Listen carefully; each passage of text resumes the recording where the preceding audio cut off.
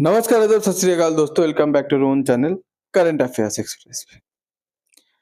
भाई देखिए, आज के डेट पे बांग्लादेश पे बहुत जोरों-शोरों से प्रोटेस्ट हो रहा है। आप बोलेंगे क्यों? मोहम्मद मतलब शेख हसीना तो चले गए, मोहम्मद यूनुस तो आ गए। अभी ये जो प्रोटेस्ट है, ये शेख हसीना के खिलाफ नहीं है।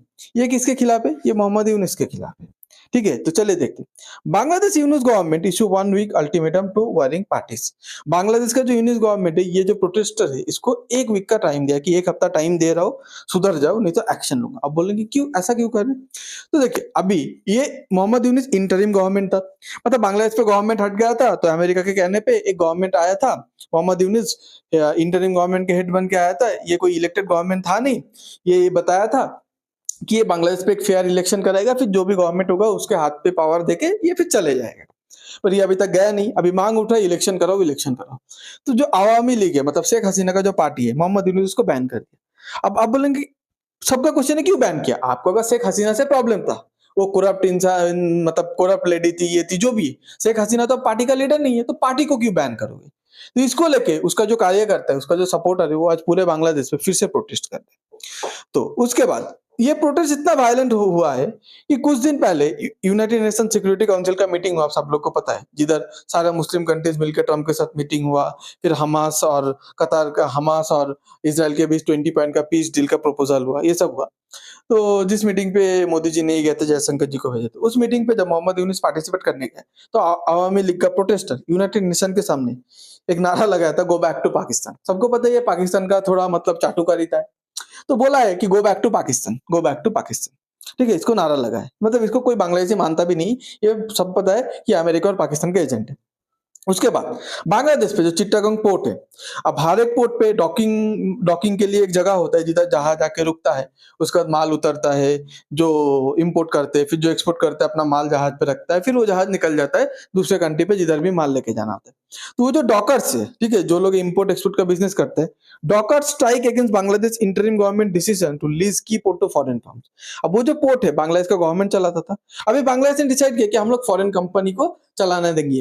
अब फॉरेन कंपनी मतलब उधर मेनली चाइना रहेगा। अब चाइना जिधर भी कोई प्रोजेक्ट या कॉन्ट्रैक्ट लेते हैं ना गाइस, चाइना अपना वर्कर लाता है।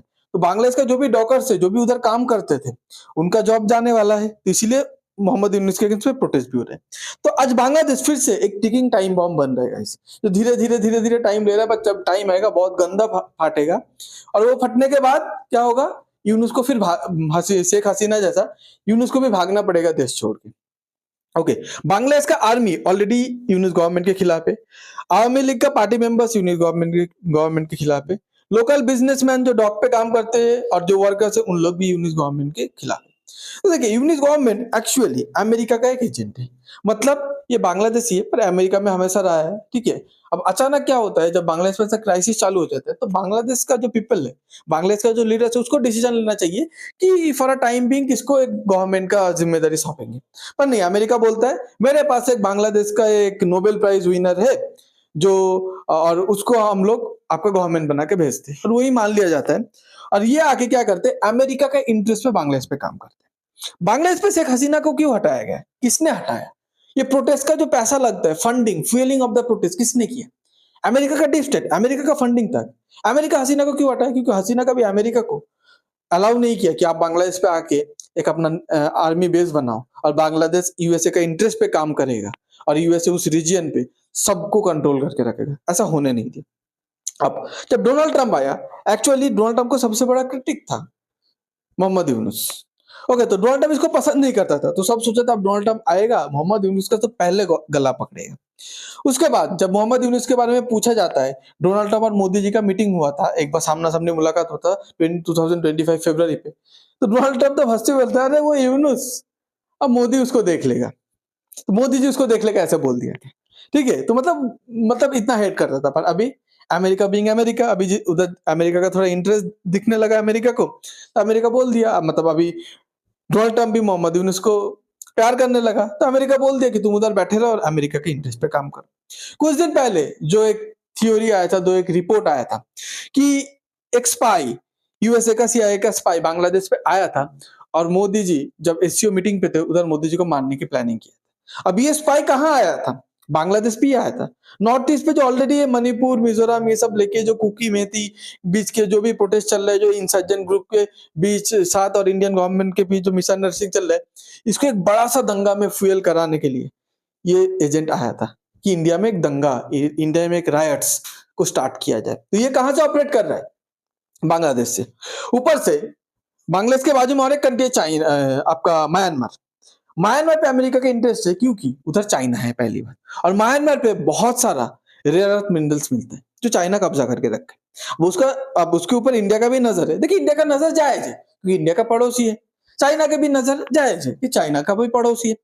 पर अमेरिका कहां से आया? अमेरिका बांग्लादेश पे बैठ के, ठीक है, अपना वेस्ट साइड पे इंडिया और राइट साइड पे चाइना थ्रू म्यांमार, म्यांमार को यूज करके चाइना को कंट्रोल करना और म्यांमार का जो रेयर अर्थ मिनरल्स है उसको कब्जा करने की साजिश पे था। इसीलिए अमेरिका के लिए सबसे बेस्ट इंटरेस्ट पे बनता है कि चाइना को भी एक तीर पे तीन निशाना है, एक इंडिया को कंट्रोल हो जाएगा, एक चाइना को उधर मैं हरा दूंगा और क्रिटिकल मिनरल्स पे मेरा कब्जा हो जाएगा जो म्यांमार पे मिलता है। और बाकी कंट्री पे देखिए, बाकी कंट्री पे अमेरिका क्यों नहीं गया, पाकिस्तान पे भी है, बट पाकिस्तान को लेकर ना इंडिया बहुत सतर्क है, विजिलेंस है, तो पाकिस्तान की कुछ भी गतिविधि इंडिया पकड़ लेगा फटक से। श्रीलंका क्यों नहीं? श्रीलंका लैंड बॉर्डर शेयर नहीं करता तो टफ होता है, ठीक है, लैंड बॉर्डर शेयर करता है तो इंसर्जेंट ग्रुप को पुश करना इजी होता है। उसके बाद आप बोलेंगे चलो भूटान, भूटान इंडिया का साथ देगा, कभी अलाउ नहीं करेगा। नेपाल, नेपाल ऑलरेडी चाइना के इन्फ्लुएंस पे है, नेपाल भी अलाउ नहीं करेगा यूएसए को, इसीलिए यूएसए बांग्लादेश को एक सॉफ्ट टारगेट बनाए। अब इसी बीच शेख हसीना का एक बयान आता है जो बोलता है कि लिविंग फ्रीली इन दिल्ली, मतलब दिल्ली में मैं बहुत आराम से खुला घूम रहा हूँ, but would love to return home, मुझे घर वापस जाना है। घर वापस जाना है मतलब मुझे जाके फिर सत्ता संभालना है।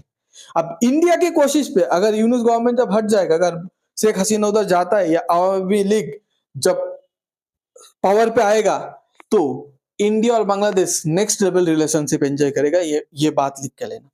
बांग्लादेश जो पहले, शेख हसीना जो पहले बैलेंस करके चलता था कि 60% प्रायोरिटी या 55% प्रायोरिटी में इंडिया को दूंगा, 45% चाइना को दूंगा, जब क्राइसिस के टाइम है, शेख हसीना के टाइम है, शेख हसीना एक चीज देख लिया कि चाइना ने मदद नहीं किया, यूएसए ने ये सब करवाया, किसने मदद किया? इंडिया ने। तो अगर आज शेख हसीना या शेख हसीना की पार्टी अगर सत्ते पे आता है तो इंडिया के साथ नेक्स्ट लेवल रिलेशनशिप मेंटेन करेगा।